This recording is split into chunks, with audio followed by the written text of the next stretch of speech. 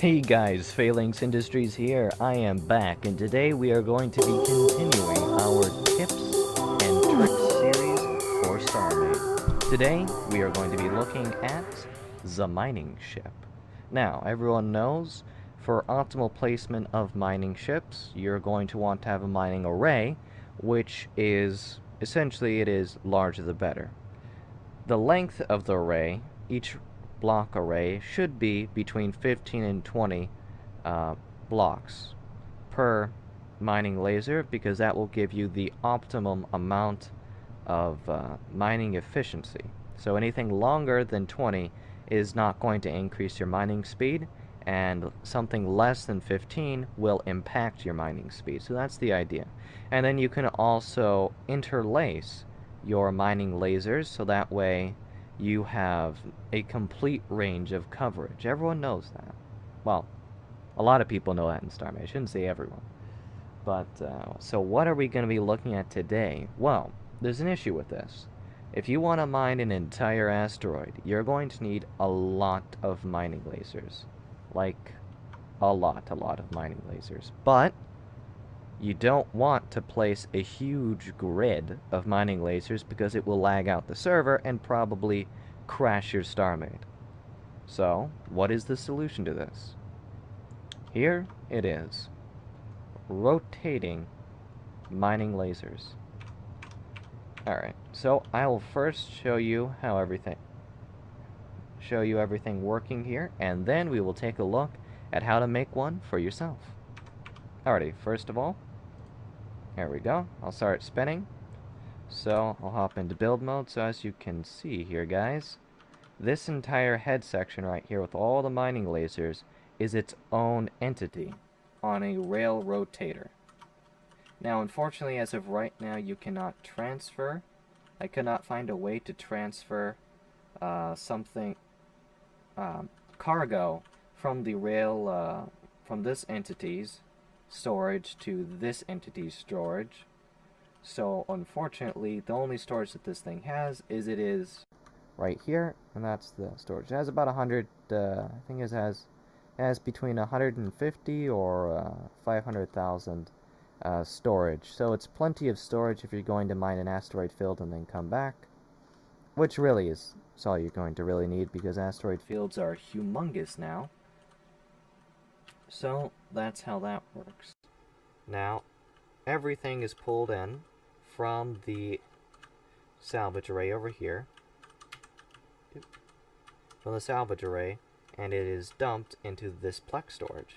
So all I need to do is just, when I'm done mining and I've come back, I walk down this hallway, one of these hallways, this hallway. I walk down this hallway. Derp. Okay, I walk down this hallway, and there it is. I get the stuff from there, and I just transfer it from there to whatever else refinery station or whatever I am at. So that is why that is set up that way. Let's look at some other features that you're probably going to want to have on a mining ship like this. First of all, you're going to need to be able to remotely fire the mining lasers from your ship and stop them. And you're also going to want to be able to have some kind of tractor beam with a stop effect on it. That way, if you're mining an asteroid and it starts to move, you can slow it down and stop it with something. So that's why the tractor beam is a good idea. And of course, you need that. So how do we do these systems? It's fairly simple. Let's take a look inside and learn how this thing operates. So, alright. So we have the rail rotator. I'll turn on lighten so that way you can see what's going on here, because the ambiance lighting is pretty dark. So we have the rail rotator right here, and it's that which is being changed by these logics in here.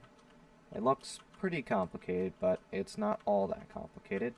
Let's take a look at the actual ones here. Alright, here we go. Ship SEM. That controls the rotation of this. So if I turn it off, SEM off, then the rotation will stop. once it reaches some point. Right there, I believe. Yep. And it stops. And I can change the speed of the rotation on the drill as well. So how does this work? Well, here we have, oh god, why do I have this buried? Let's take a look here. We have an AND gate up here, of course. And this AND gate tells this logic block to trigger right here. And then this right here, this logic block controls that and here. So it's important that when you want to make a rail rotator rotate, the first thing that you're going to want to do is you're going to have some kind of button. I have a button. You could make an activation module, but I found the button works just fine. You want to put whatever you want to rotate it to, either clockwise or counterclockwise, directly next to the button. And you're going to want to have the button control that, as well as the rail rotator that you want to rotate. So if I hit the button, for example, there we go, it starts to rotate. So that's the basic of the logic on how to get it to rotate. And the reason why we have the AND there is so that if this is off, the button cannot trigger. It cannot be triggered by the button. Now, how does this button continuously get triggered? Well, for that we use one of these logic clocks. I believe it's this one, yep.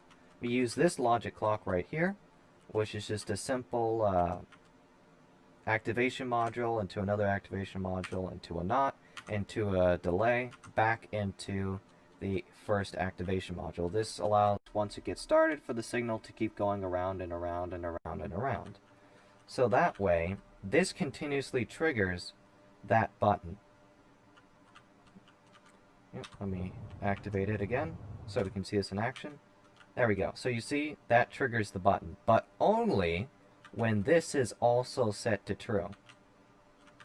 So that's how we get the spinning system to work properly.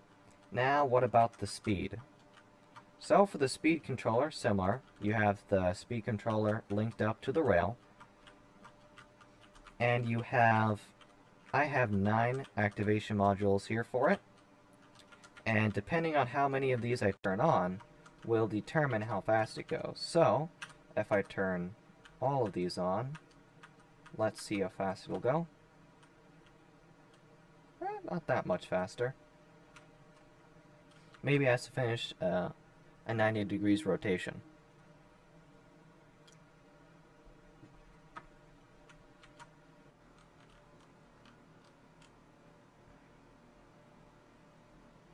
Alrighty.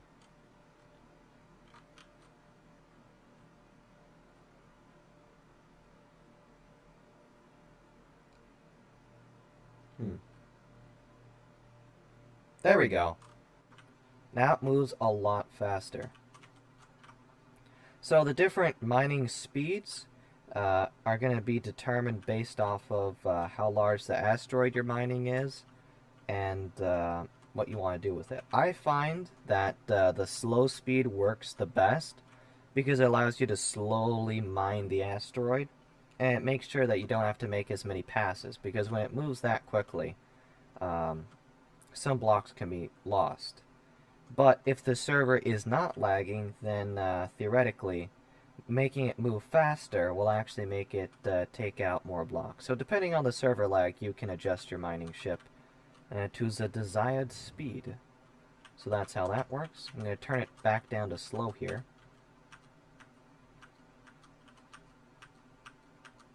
There we go, back down to slow. And you can also stop it by turning off the last one. Alrighty, so that's that system. Now, how do we get it to automatically fire, you may be asking? Well, here we have the array number 1. So that is hooked directly into this AND gate, and this AND gate controls the wireless block, and the other input from this AND gate is this other logic clock that I have here. Now, you don't really need 2 logic clocks. You could have this hooked up to that logic clock and it would work just fine. So you only really need one logic clock for this. I don't know why I have three. I guess it's good for a backup in case one logic clock gets blown up or something. You can back it up with another logic clock to keep the logic working. So the logic, same thing deal here. Whenever this turns off and whenever this turns on and the remote is on for array 1, then the AND will trigger, and then the AND will cause a wireless block to trigger, and the wireless block over here triggers the salvage computer itself, which triggers the salvage array. So that's how that operates. And of course, when this turns off, that does not occur. Or if this is off, then it will never turn on. It's a similar deal for the tractor beam as well. So that's with that. There's some other... Yeah, so that is how you get this mining ship to work. If you guys like a more in-depth tutorial on any of the topics that I'm covering in this tips and tricks series of Starmade, just leave a comment down below, and I will make a full tutorial, starting from scratch, showing you guys how to make them. As always, Phalanx Industries, signing off. Peace.